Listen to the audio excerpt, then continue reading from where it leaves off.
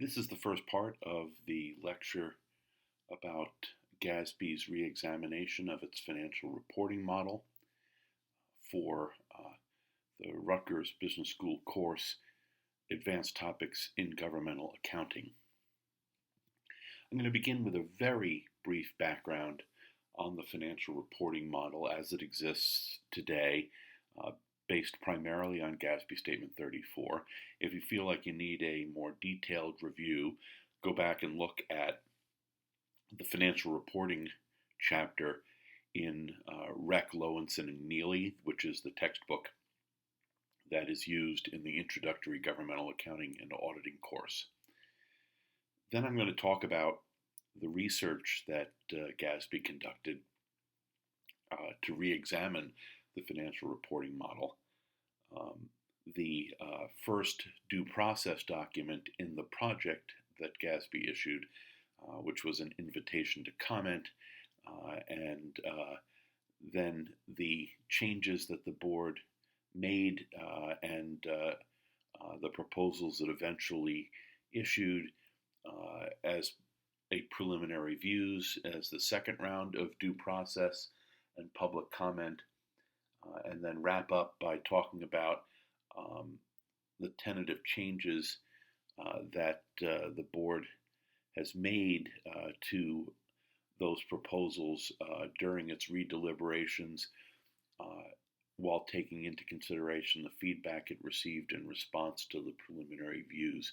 And then the second part of this lecture, which will be much shorter, will look at what the board is planning to propose in June of 2020 in an exposure draft, which will be the last round of due process in the project before issuing a final statement.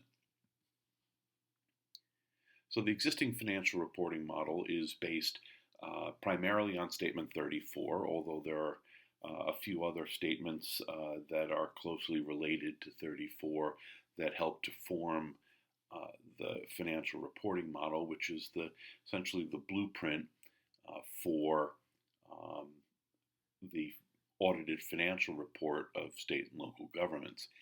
It was issued in June of '99, and governments implemented it based on size, beginning in 2002 and continuing until 2004. And then the large governments and medium-sized governments had an additional up to 5 years to catch up with retroactive reporting of existing capital assets, and the smallest governments in Phase 3 that implemented in 2004, they didn't get an additional 5 years because they were given the ability to just start prospectively on reporting their capital assets, and they didn't have to report retroactively. That, of course, was one of the most significant changes introduced by 34. For the first time, there were consolidated financial statements for the entire government based on accrual, and that meant reporting capital assets and long-term liabilities on the face of the financial statements for a government's governmental activities for the first time. Management's discussion and analysis was required as required supplementary information preceding the financial statements. The governmental fund financial statements and the enterprise funds in the proprietary fund financial statements were changed from a fund type presentation in which all funds of the same type, for instance, all debt service funds, all capital projects funds, were aggregated in a single column, to now major fund reporting, in which the general fund and then the largest of the other governmental funds and enterprise funds are shown in their own columns on the face of the financial statements, and the remaining funds are aggregated in a non-major funds column. 34 also required some note disclosures on how capital asset and long-term liability amounts changed over the course of the fiscal year covered by the financial statements. And it required some other note disclosures as well, but those were certainly the two most significant. It also enhanced the budgetary comparison by adding the original budget to the what already was being reported, which was the final budget and the actual amounts. It required a reconciliation of actual amounts on a budgetary basis with the GAAP basis reported in the governmental fund financial statements. There certainly were a lot of other things that Statement 34 did, but those I believe are the most significant items that were specifically introduced by Statement 34, which is effectively something GASB was working on from day one. It was expected that they would establish a new reporting model that included financial statements that reported on the entirety of the government under one basis of accounting, because prior to Statement 34, all that was presented was fund-based financial statements, with the governmental funds having modified accrual and current financial resources, and all the other fund financial statements using accrual and economic resources. So in 2013, the board decided that it was time to start re-examining Statement 34. By this time, the basics of 34 had been in effect for 10 years, and if you count the retroactive reporting of infrastructure assets for the governments that chose to take the extra time, it was more than 5 years. So the research took a little over 2 years to conduct and concluded in 2015. As with all GASB research, there was a literature review that looked at the academic and professional literature about the reporting model that had been published in the time since 34 was issued. The GASB staff analyzed the financial reports of a random sample of governments of various types and sizes to look at how they were applying the standards, particularly in areas where they had options where they could choose how to approach the reporting. There were early on 11 research roundtables that included preparers and auditors and users of various types of financial statements together around a table to answer some very fundamental questions about about the reporting model. And when I say very fundamental or rudimentary, I mean exactly that. We were asking questions like, what do you think are the positive and negative aspects of the government-wide financial statements? It really was as fundamental as that, because it was the very beginning of the research, and the GASB was trying to determine, what issues it should focus on as it dug deeper and deeper in the research, and that included conducting surveys of preparers, auditors, and users separately, and then a fourth survey specifically of governments that use the modified approach to report infrastructure. And then that led into in-depth interviews with about 150 preparers, auditors, and users of different types around the country. Each of the interviews lasting as many as a couple of hours, and really digging deep into the issues that came up during the roundtables and the surveys, and trying to get some feedback on potential ways of addressing the issues that were raised. By and large, the research found that the reporting model standards were effective, meaning they were functioning the way they were supposed to, they were meeting their objectives, they were resulting in information that users needed for making decisions and assessing government accountability and performing analyses of various kinds. But as you might imagine, in conducting research, looking at hundreds of financial reports and talking to hundreds of stakeholders over a multi-year period, that there certainly were some things that were identified that stakeholders believed could be improved. Um, Most significantly was the measurement focus and basis of accounting of the governmental fund financial statements. This was something that the GASB knew was an issue without having to go out and do research, because it was something that was on the table when GASB was working on Statement 34, and which the board at the time chose not to deal with.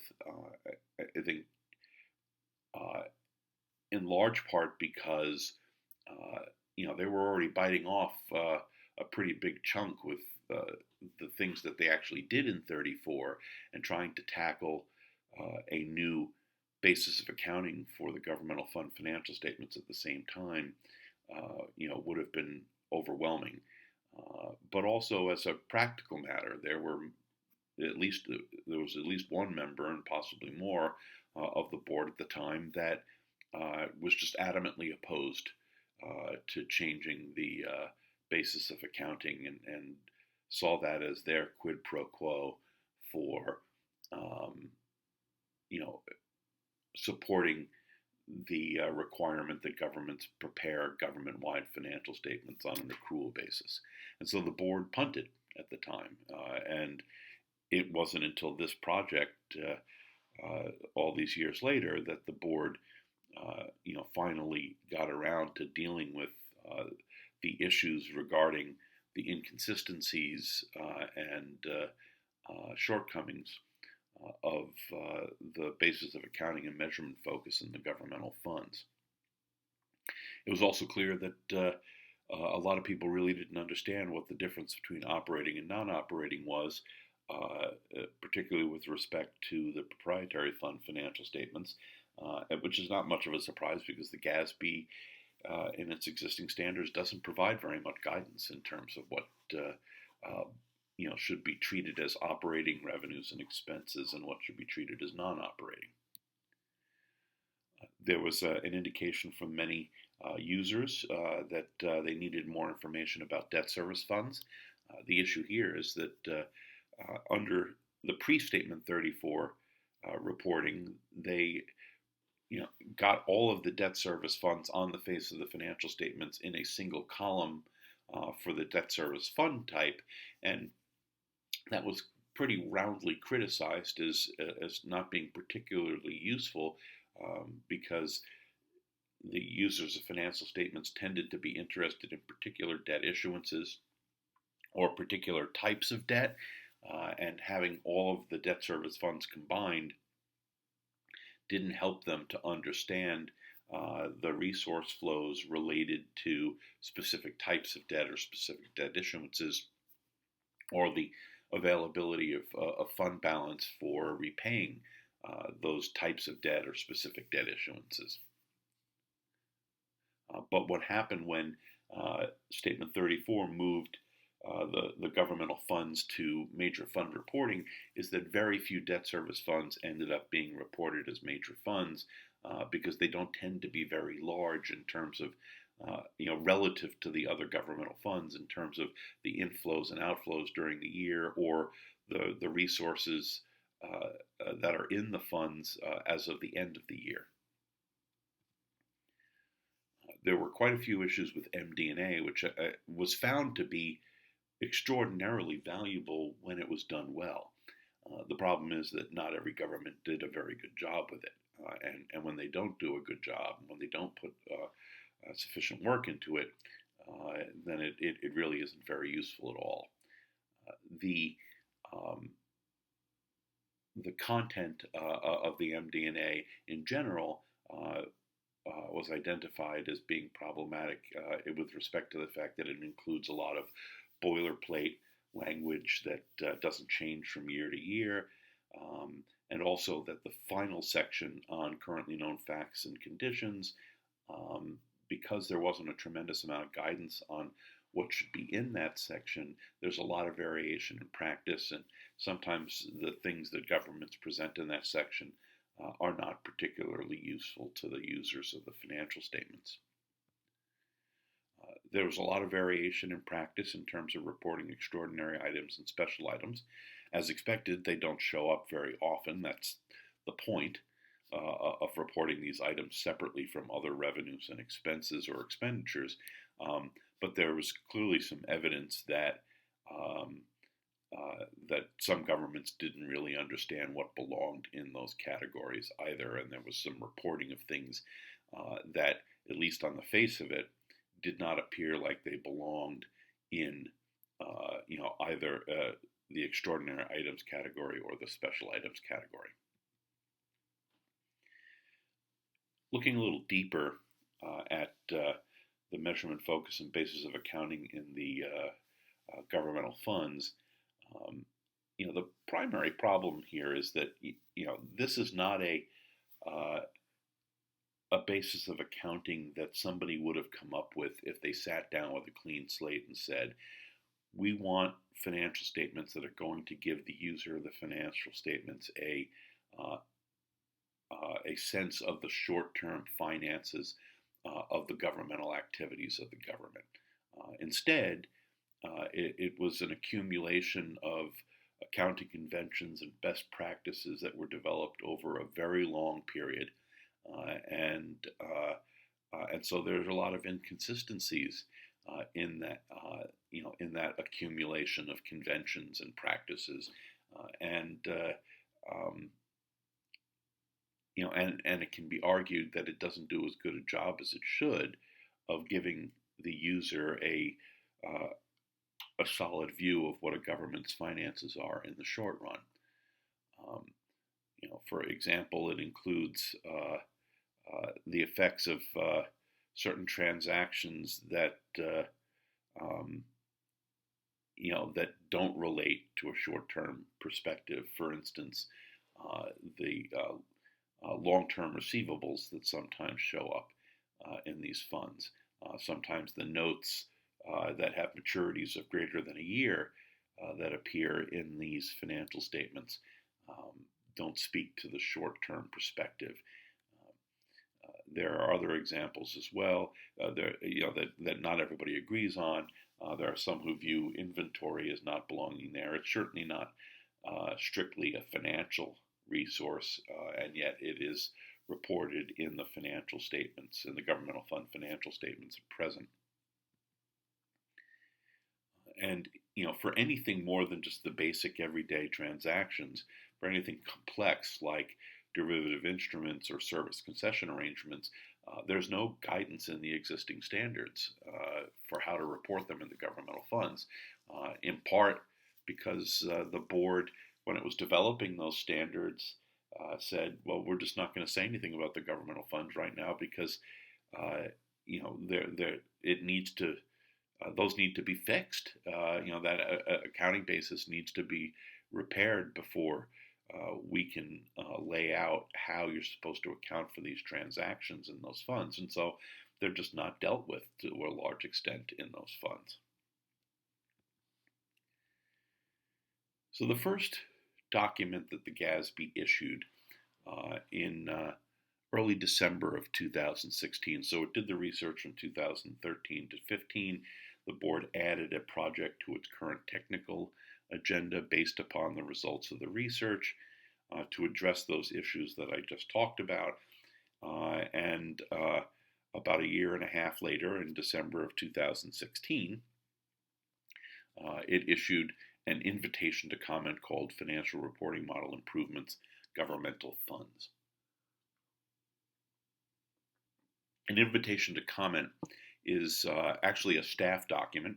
It doesn't represent a position of the board, and it's intended to expose issues to get public comment before the board develops a position or develops proposed approaches to addressing whatever the issues are that are being attacked in a project. And this was, in fact, a very fundamental document that laid out primarily different approaches to the measurement, focus, and basis of accounting of the governmental funds, seeking feedback from the public on which approach the board ought to work on developing. So the board was looking for a road sign here. They said, here are these very distinct alternatives, and we want you to tell us which one you think is the most promising, or what you like about each one, what you dislike about each one, and then we will take all that feedback into consideration, and we will develop a proposed measurement, focus, and basis of accounting in the next round of due process based upon that feedback. The other major feature of the document was a consideration of different formats for the resource flow statement for the governmental funds. So what is currently the statement of revenues, expenditures, and changes in fund balances, as well as considering whether the governmental funds need a statement of cash flows. So the alternatives for the measurement, focus, and basis of accounting in the ITC, or invitation to comment, were called the near-term approach, the short-term approach, and the long-term approach. There were certain features that were common to all of them, improvements that the board wanted to make based upon the findings of the research, regardless of which approach it ended up taking. It wanted to make sure that there continued to be a connection to some degree to the budget because of the importance of the budget to governments that report governmental funds. And one way of doing that would be to retain the fund structure of the governmental funds and not to make any changes in that regard. To focus on financial resources, although what's included in financial resources would differ depending upon which of the approaches you looked at, from the narrowest group under near term to the broadest group under long term. The board also was interested in getting feedback on having the reconciliation of the governmental fund financial statements to the government-wide financial statements be required to appear on the same page as the financial statements. Under 34, governments can either present it on the face or present it on the next page, and in either case, it can provide greater detail, if necessary, in the notes to the financial statements. The board also wanted to clarify terminology on the face of the financial statements, primarily in order to emphasize that the information in these financial statements is focused on the short term. It's not the same as the information that you see in the government-wide financial statements that present a longer-term perspective, a more comprehensive perspective. And the board felt that changing some of the terminology and making some other changes on the face of the financial statements for the governmental funds would emphasize that this is very different information and shouldn't be mistaken for the kind of information you'd want to look at if you wanted a comprehensive long-term view of the government. And then lastly, regardless of which approach is taken, the approach would provide guidance for complex transactions like derivatives. So if you look at the reporting right now, most financial statements, except for the governmental funds, use economic resources measurement focus, meaning they're reporting all of the flows of resources in and out of the government. They include not just cash and investments and receivables, but also capital assets. And they report annual depreciation on those capital assets. And they include not just payables, but also outstanding debt, and pension and OPEB liabilities, compensated absences, and other types of long-term liabilities.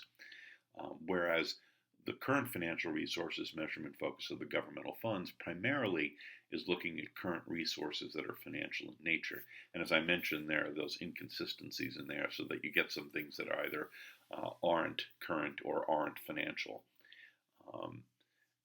And so what you're primarily looking at is cash, receivables, and investments on the asset side, payables on the liability side,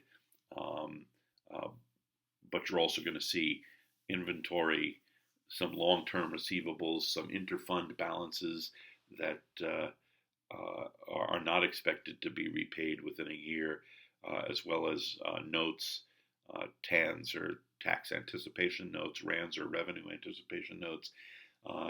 Many of those have a maturity of less than a year, but some of them have a maturity of more than a year, and there's no distinction between those when they're presented in the governmental funds. And then the basis of accounting that goes with that measurement focus that determines when those current financial resources are recognized in the governmental fund financial statements. We're talking about modified accrual here rather than full accrual or accrual. So you're not going to see any capital assets. You're not going to see most of the long-term liabilities. However, you do see the flows of current financial resources that are related to capital asset and long-term liability transactions. You should always be mindful of that. So the capital assets aren't there, but you do see the expenditure of current financial resources to acquire or build capital assets in the form of capital outlay. If a government sold a capital asset, you would see the proceeds of the sale. When it issues long-term debt, you see the proceeds of the long-term debt, and you also see the debt service expenditures for repaying long-term debt. And then, as I've alluded to in my language several times, you're seeing expenditures, which are consumptions of current financial resources, rather than expenses, which are an accrual-based measure of cost. So the first of the approaches, the near-term approach, is the one that's probably closest to the existing current financial resources. The focus would be on the near term, and although the board didn't choose to stipulate what that period would be, it does say in the ITC that you're probably talking 60 to 90 days after the end of the fiscal year. The assets you'd be seeing include those that are receivable at the end of the period and that are normally due to convert to cash within that, whatever that near-term period is, 60 or 90 days. There's also, other financial resources and cash that are available on hand or to be converted to cash within the near term. That term normally already exists in GASB Interpretation 6, and it refers to government's circumstances in general. So it's what's normal for governments in general, not what's normal for a particular government. And that's intended to provide some comparability across governments, that they're not making these decisions about what's reported based upon their individual peculiarities, but based upon what you would expect to see for that class of transactions for all governments. And then due, as used in due to convert, is talking about the date at which payment is scheduled, or if there isn't a scheduled payment, when it's expected to be made. Liabilities that you'd see under the near-term approach would be those that are payable at period end and that normally are due within the near term. The second approach is called the short-term approach, sometimes referred to as the working capital approach. Rather than focusing on that 60 or 90-day period, this focuses on a one-year operating cycle from the date of the financial statements. Assets are going to be a broader group, including not only cash, but receivables at period end that are normally due to convert to cash within that subsequent operating cycle of 1 year. You're going to see prepaid items and inventories here that are expected to be consumed during that subsequent operating cycle. And the liabilities are going to be things that are payable at the end of the year and that normally are due within that subsequent operating cycle of 1 year. And then the third approach, the long-term approach, would be looking at transactions and their effects on financial resources when they occur, regardless of whether cash is received or paid in some period, or expected to be paid in some period after the end of the fiscal year. So it would have all assets and liabilities except for capital assets and capital-related debt. So there could be some long-term debt in here, just not the long-term debt that's related to those capital assets.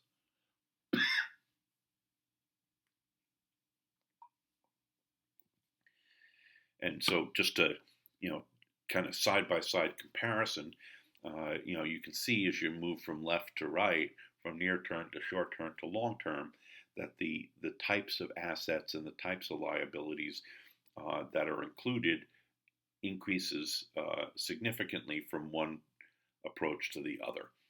They're all intended to focus on financial resources, but they range from a very, very short-term focus to a much longer-term focus, but still not matching the measurement focus of the government-wide financial statements. They're not going to include capital assets. They're not going to include most debt, but they will, on the long-term side, include all the other long-term liabilities. So all of them are going to include cash and cash equivalents. All would include investments. Prepaids wouldn't be included in the near term. The receivables would only be those due in the near term under the near term approach, which also wouldn't include inventory. It would include long-term receivables only to the extent that the payments that are received or to be received on those receivables have matured. There are no capital assets. There are only near-term payables and things like accrued interest payable, compensated absences, pension and OPEB liabilities.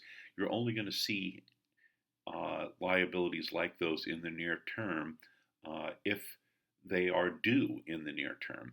And in terms of long-term debt, you'd only see long-term debt in there if a portion of that long-term debt is matured during the year, or and therefore due and payable. When you move to the short-term approach, now you're adding some additional things in there. You have prepaids and inventory. The receivables are looking at the operating cycle of a year rather than a shorter near-term period of 60 to 90 days. You still don't have any capital assets. You don't have long-term debt except for principal that is due in the short term. And then for pensions and OPEB liabilities, you'll want to look at the invitation to comment in the way that explains the option here, which is why there are asterisks in that box. In general, what would have been required for the short-term approach is reporting the pension and OPEB liabilities that are due in the short term. But there's a difference based upon whether those pension and OPEB plans are administered through trusts that meet the criteria in GASB's pension and OPEB standards, most notably that contributions are irrevocable and that the assets in the trust are dedicated to providing benefits to the members of the plan, and those assets are protected from creditors. Depending upon whether that is true or not, determines the nature of the liability that's being reported, whether it's a portion of the net pension or net OPEB liability, or alternatively, if it is the accumulated under contribution, um, compared with the actuarially determined contribution amounts that should have been made to the plan.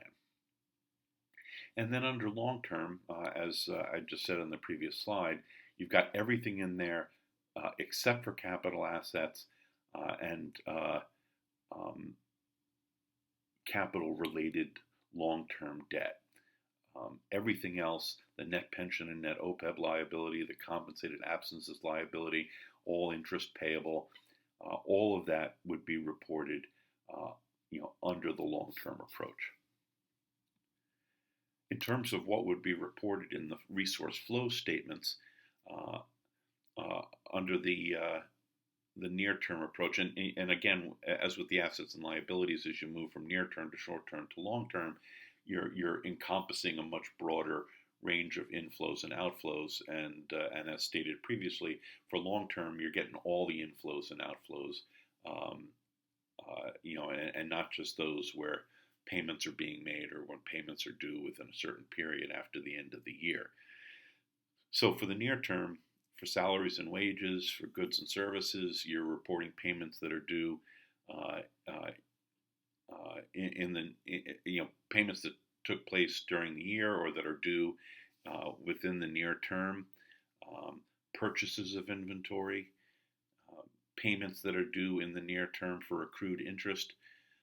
If there are principal payments that are matured and due in the near term, that would be reported as an outflow of resources. Capital outlay, proceeds from borrowings, proceeds from capital asset sales, all of those would be reported, but not depreciation because there are no capital assets in there, and that's true of all three of the approaches. For the short term, in addition to payments and those that are due in the short term, you would also report an outflow of resources or an inflow of resources for the change in the benefit-related liabilities during the year. So if the compensated absences liability increased, there would be an outflow of resources equal to the amount of that change. Goods and services would be reported as outflows when they are used. The same for inventory. So instead of when they're bought, when they're actually consumed. Otherwise, the differences from the near term have to do with, the period during which they would do. It's a short-term 1 year period rather than the near-term period of 60 or 90 days. And then lastly, long-term liabilities. In addition to the items that are reported under the other approaches for salaries and wages, you'd also have the change in the benefit liabilities.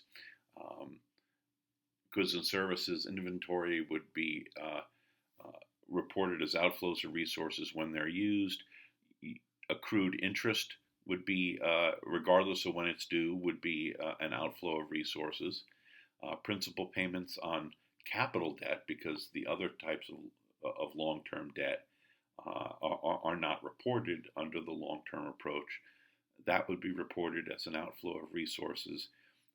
And likewise, the proceeds from borrowings on capital debt, but not the proceeds of borrowings on other types of debt, not related to capital assets, would be reported under the long-term approach as well.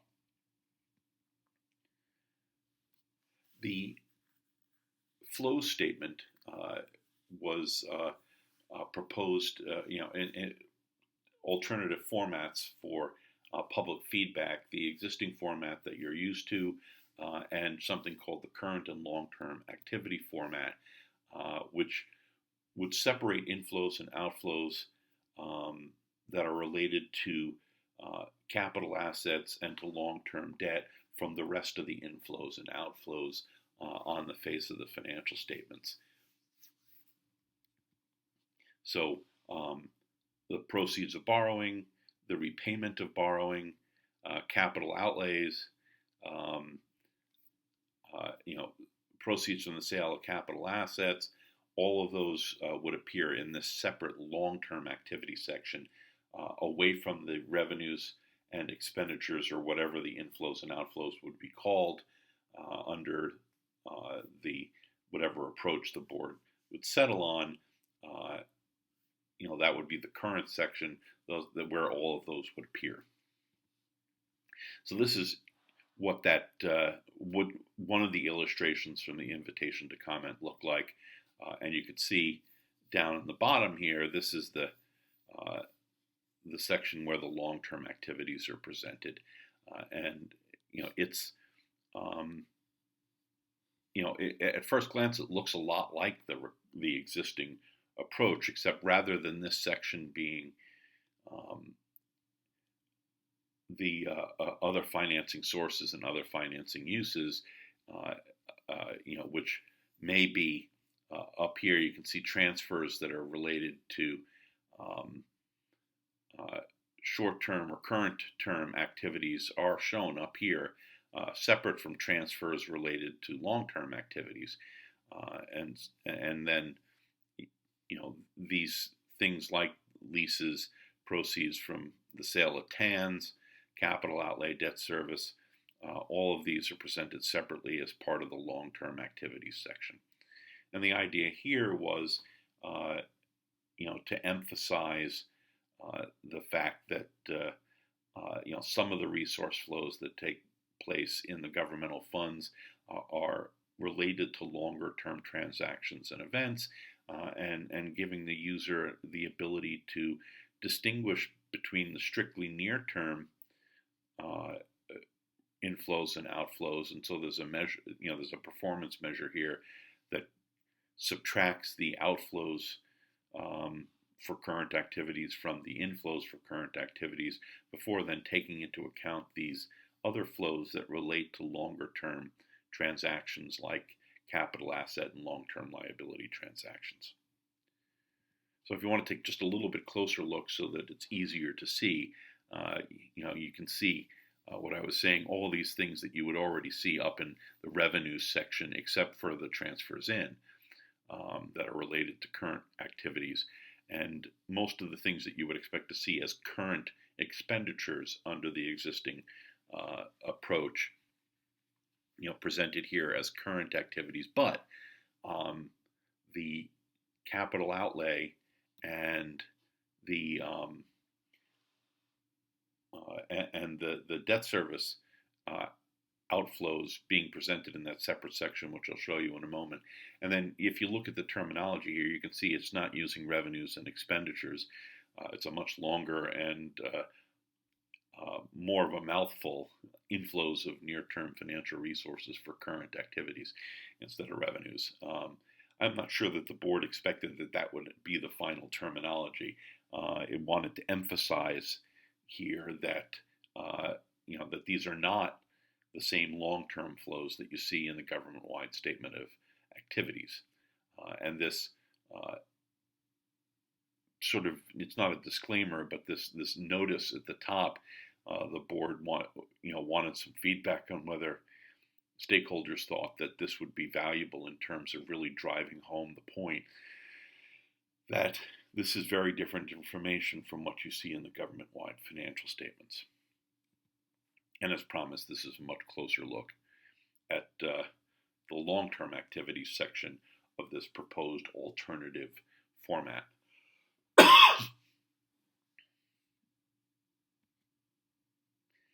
And then lastly, the last big item attacked in the invitation to comment was a consideration of whether there should be a cash flow statement for the governmental funds if either the short-term or the long-term approaches were used. Those are the ones that are the furthest away from cash flows. They're closer to accrual than the near-term approach, certainly much closer than current financial resources, and therefore, some people may believe it's necessary to have a flow statement that focuses strictly on cash in and cash out. And this is what that the illustration of that cash flow statement looks like. Um, it's curious because what the board didn't have in preparing this is any guidance for determining what constituted an operating cash flow for the governmental funds. It did have this broader issue of, some confusion about what constituted operating and non-operating in the proprietary funds, and that same issue certainly would exist here, but to an even greater degree because many of the things that a government that reports governmental funds would have in terms of inflows would not be considered operating activities because they're not generated by the provision of service, which I think is kind of the general understanding of what constitutes operating, and at least under the existing standards. And so you can see that there are some receipts from customers up here as a cash inflow in the general fund, but everything else is cash outflows. All the major spending items, salaries and payments to suppliers and so forth, are all considered to be operating, and so there's a very large net cash provided, or it's net cash used, sorry, by operating activities here. And most of the inflows that are common to a government that reports governmental funds, like taxes, are all shown as non-capital financing activities. And I'm not sure that that's a sustainable approach, whether a cash flow statement is shown or not. There certainly was a lot to chew on in looking at this, and the board was seeking feedback on it, not just on whether there should be one, but if so, how it ought to be presented, how it ought to be organized. So all of that was issued in December of 2016, and the board received about 100 or so comment letters. It held a whole bunch of public hearings that I think there were a couple of dozen or so testifiers.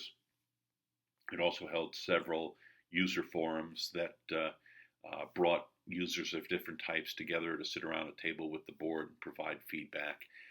And so the board took all of that input and re-deliberated all of the decisions that went into the invitation to comment, principally, focusing on picking a recognition approach for the governmental funds to propose for public comment in the preliminary views, which was issued in September of 2018, so close to 2 years after the ITC was issued. And it did present a majority view of the board for a new governmental funds measurement focus and basis of accounting, but there was also a minority alternative view of 2 members of the board who did not agree with the majority view. The preliminary views also addressed a variety of other topics related to the governmental fund financial statements. It also addressed the presentation of the proprietary fund financial statements and this distinction between operating and non-operating, some improvements to the budgetary comparisons. It proposed adding a government-wide schedule of expenses by natural classification for governments that prepare a CAFR, and then also made some proposals related to how major component unit information is presented. Now, this preliminary views is a board document. Unlike the invitation to comment, this is presenting the board's preliminary position on these issues. And as I just mentioned, this also has an alternative view of 2 of the 7 members of the board. To present an alternative view, there has to be at least 2 members who share that view. There might be 3 members who vote against issuance of the document or vote to dissent, but only one alternative view can be presented because it needs to have at least two members. And so, if there are two alternative views, each of which has two members, then there is no majority view because only three people would be supporting it and it wouldn't be issued. With regard to recognition of the governmental funds, the board chose to call it the short-term financial resources measurement focus, but in fact, in most respects, it is the near-term approach from the invitation to comment.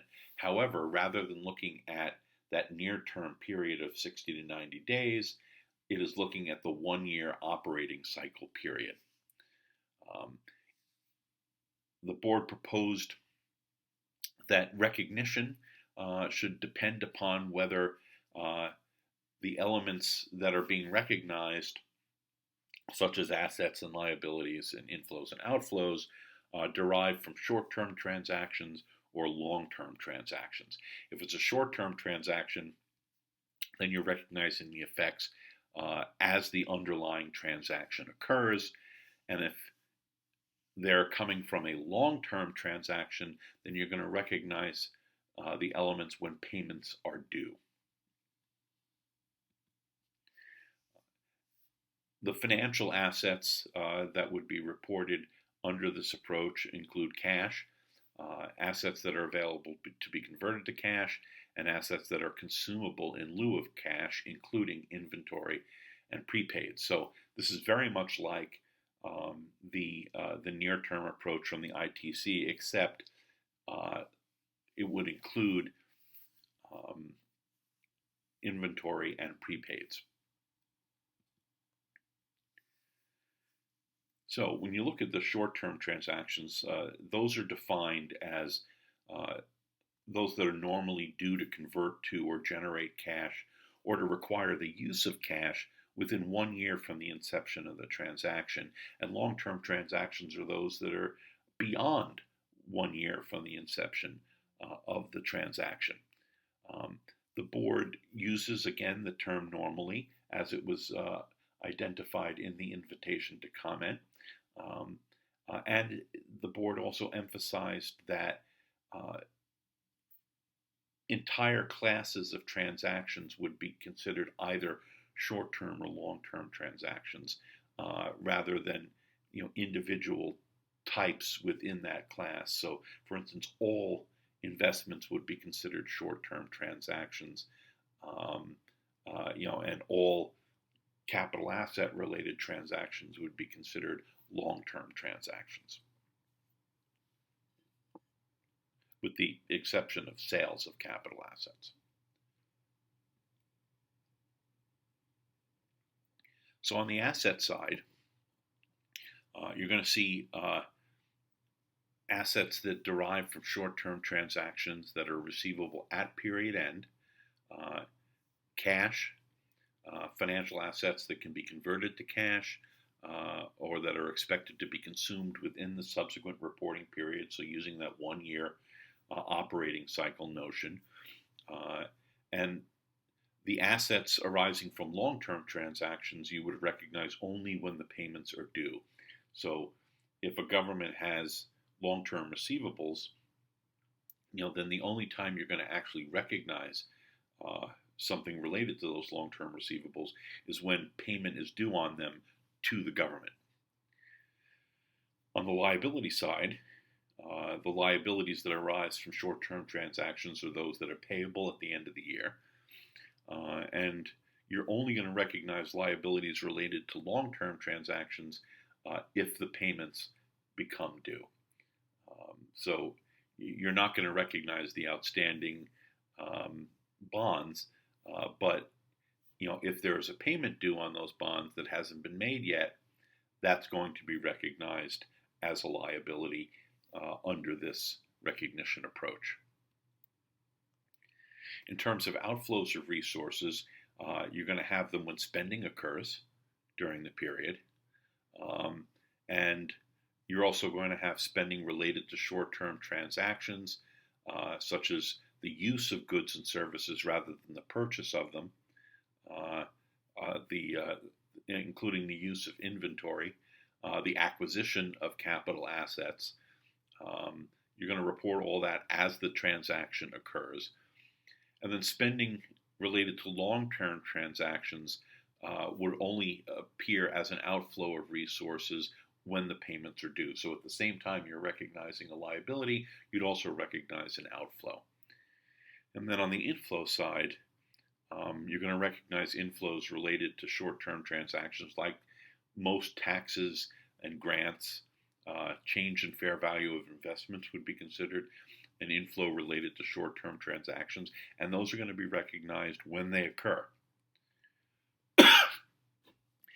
And in terms of inflows related to long-term transactions, you're only going to recognize those when the payments come due. So again, that example of a long-term receivable, if a payment's due to the government by the time you reach the end of the fiscal year, then you're recognizing a receivable for that payment as well as an inflow of resources for that payment, even though the payment has not yet been made. So I wanted to give you a couple examples of how these differ, but what you want to do, and I strongly recommend this, is that you go look at the appendix to the PV, the preliminary reviews, that looks at a bunch of very common transactions for the governmental funds and shows how they'd be recognized now under current financial resources and how they would be recognized under short-term financial resources. So I've picked just two examples that are where there is a distinct difference between the way the transaction would be accounted for now and the way it would be accounted for under the short-term financial resources approach. So here we're talking about taxes receivable. There's a balance at the end of the year of a little over 13 million. About 3,342,000 of that, is due within 3 months after year end, and the remaining 10 million is due 6 months after year end. So under the current financial resources measurement focus that we use right now, the government in the governmental funds would report taxes receivable of 13,342,000 and a deferred inflow of resources for unavailable revenue of 10 million because it's not going to be collected within their period of availability. And so the inflows of resources that would be reported, the revenue, would only be 3,342,000, the amount that was collected during the year, the amount that was collected during the period of availability after the end of the year. What I'm obviously not talking about here are the revenues for these taxes that were reported for the collections that took place during the year. We're only looking at how they treat the remaining balance that is outstanding at the end of the year. The difference for short-term financial resources isn't on the balance, is partially on the balance sheet in that you would have the taxes receivable of $13 million and change, but there'd be no deferred inflow of resources because availability isn't a concept under the short-term approach. So you would just see the receivable with no offsetting deferral because the entire inflow of resources would be reported because all of it is expected to be collected within the subsequent operating cycle of 1 year. That remaining 10 million will be collected 6 months after year end. And so the entire amount that is outstanding as a balance would have been reported as an inflow of resources for that period. The other difference I want to show is related to accrued interest on long-term debt. Right now, in the governmental funds, accrued interest is never shown, as a balance sheet item. So even though interest on long-term debt may have accrued since the last debt service payments, be a liability in the government-wide financial statements, it's not reported as a liability in the governmental fund's balance sheet. So in this example, you have a beginning of year balance of a little less than 900,000, and during the year, another almost 2.4 million in interest was accrued. 2,448,000 and change was paid during the year, so that the end of year balance was $845,334, which is a little bit lower than the beginning of year balance. So, as I said, under current financial resources, there's no amount shown in the balance sheet. You have debt service expenditures related to the amount paid of $2,448,000. Under the proposed short-term approach, you would have an accrued interest payable liability of the end-of-year balance of $845,000, and then the outflow of resources that is reported for the year is the amount that accrued during the year, not the amount that was paid, so the $2,394,000. Again, there are a lot of other differences, and I encourage you to take a look at that appendix that compares them, because it is tremendously informative and will really help you to get a sense of what the practical results would be of applying this proposed measurement, focus, and basis of accounting. As I mentioned a couple of times, there was an alternative view for a couple of the board members. What they were proposing was making some modifications to short-term financial resources. First, they would recognize a portion of the long-term receivables, the portion that is due in the next period, both as assets and as inflows of resources. And then on the liability side, they would recognize the portion of the long-term liabilities that is due in the next period, both as a liability and as an outflow of resources, with some exceptions. For instance, they would not do so for pension and other post-employment benefits, or for asset retirement obligations.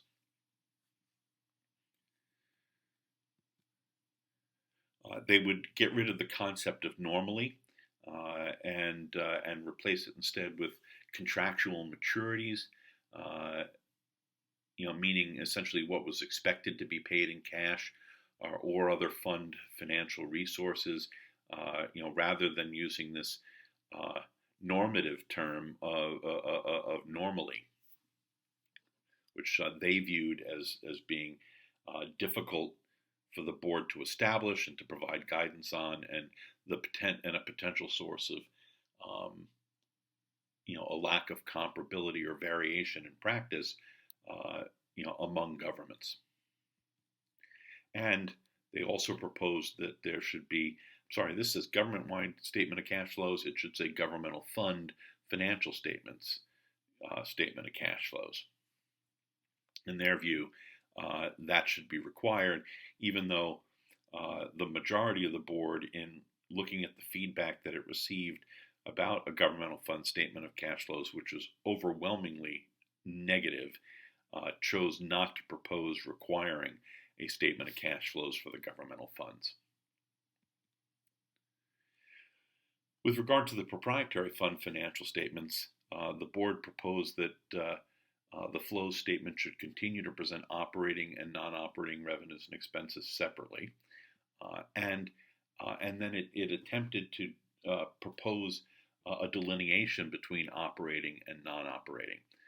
Operating revenues and expenses would be those that aren't non-operating, and then the board specified what constituted non-operating revenues and expenses: subsidies received and provided, revenues and expenses related to financing, resources from the disposal of capital assets and inventory, and investment income and expenses. Everything else would be considered operating revenues and expenses. The board proposed making some changes to the statement of revenues, expenses, and changes in fund net position by adding a new performance measure called operating income or loss plus non-capital subsidies. And the proposal defines subsidies as resources that are provided by another party or fund to keep rates lower than otherwise would be necessary to support the level of goods and services to be provided. So this is an illustration of what that financial statement would look like. And you can see up here, this is what you're used to seeing right now: operating revenues, operating expenses, and then a performance measure of income, operating income or loss. This label would be changed, and this was a key issue for a lot of business type activities in particular that were concerned because what some of the items that GASB considers to be operating or non-operating are not the same as their FASB counterparts, and particularly in the area of higher education, the public colleges and universities couldn't report appropriation debt from the state government as operating under GASB rules. And so they would report this operating income or loss line that generally would have an enormous loss because that's the way they're financed. They don't set tuition or fees to cover all of their operating expenses. And they do rely very heavily on aid from other governments. And so this was the board's way of addressing that issue without changing its basic view as to what it considered to be operating and non-operating. It creates this new section here of non-capital subsidies. So the capital subsidies are still among what is now called financing and investing activities. It's not considered to be operating, but the non-capital ones, the appropriation aid, taxes if they have them, grants, gifts, all those are considered to be non-capital subsidies. And then now there's this additional performance measure here: operating income or loss and non-capital subsidies. And this line is directly comparable to the operating income or loss line that is presented by entities that report under FASB standards. The board proposed that all budgetary comparisons be presented as required supplementary information. Right now, governments can choose to present them as basic financial statements, but at the time GASB did that, it didn't have Concept Statement 3 that defined where information is supposed to appear: financial statements, notes, or supporting information, and it does have that now. And the board's conclusion is that budgetary comparison information meets the criteria for required supplementary information presentation, but not for notes or a basic financial statement. So that option would be removed. And then because it's removing this option, and also because this information is incredibly important to the users of the budgetary comparisons, the GASB would require the presentation of two variance columns: the variance between the final budget and actual amounts, and the variance between the original and final budget. With respect to major component unit information, what the GASB proposed was that if it's feasible, the major component units should be shown separately on the face of the government-wide financial statements. But if a government has more than a couple major component units, it's not really feasible to do that. It's going to need to continue to present them aggregated in a single column to the right of the primary government total. So if that's not feasible, then it should present them individually in combining financial statements after the fund financial statements. And that's one of the options right now. There's another option for presenting condensed financial statements in the notes, and the board would eliminate that. And again, this has a lot to do with the influence of the conceptual framework and having those definitions and criteria that should point information to being appropriate to being reported by financial statements or notes or supporting information, but not more than one. The board proposed adding a government-wide expenses by natural classification schedule. It would only be required for governments that present a CAFR because it would be presented as supplementary information. much like the introductory section and the statistical section. Um, it would present governmental activities by program or function and by natural classification. So if you're familiar with seeing uh, the financial statement of activities that not-for-profit organizations have presented for many years, where they show programs along one line and then natural classification like salaries, utilities, um, uh, interest, so on and so forth. It would look very similar to that. For business type activities, instead of program or function, the difference would be identifiable activity as is required in the government-wide financial statements. Um, and but the board didn't propose making any changes to the format of the statement of activities, even though the board during the research did get a lot of pushback from people who didn't like that it didn't look like a traditional income statement. So the board did consider the possibility of changing that, but ultimately it decided to propose requiring the schedule for at least for governments that present to CAFR, but not to change the format of the statement of activities. And this is essentially what that schedule would end up looking like. And you can see, the programs and functions for the governmental activities, the identifiable activities for business type activities along the top, and then down the side is where you see the natural classification expense items.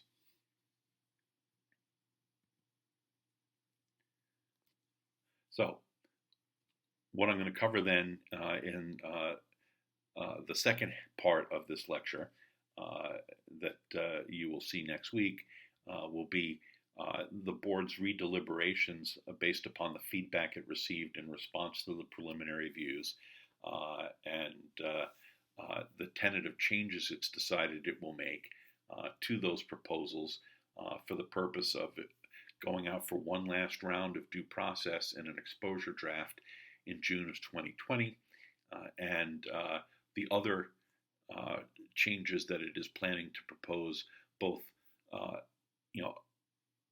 those that it proposed in the preliminary views, plus several other proposals related, for instance, to management's discussion and analysis that it'll be presenting for the very first time.